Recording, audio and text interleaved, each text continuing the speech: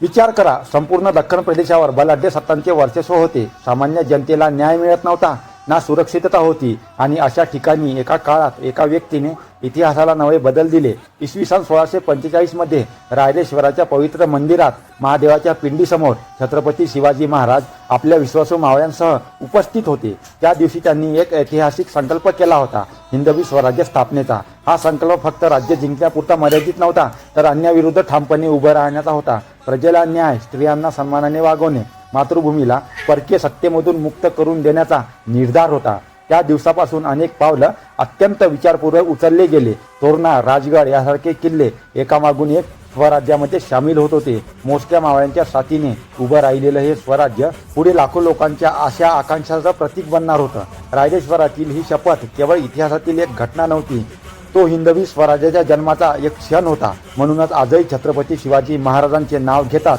प्रत्येक मराठी माणसाची छाती अभिमानाने भरून येते. जय भवानी, जय शिवराय अशाच व्हिडिओसाठी आपल्या हिंदवी स्वराजला सबस्क्राईब करून एका मराठी मुलाला सपोर्ट नक्की करा.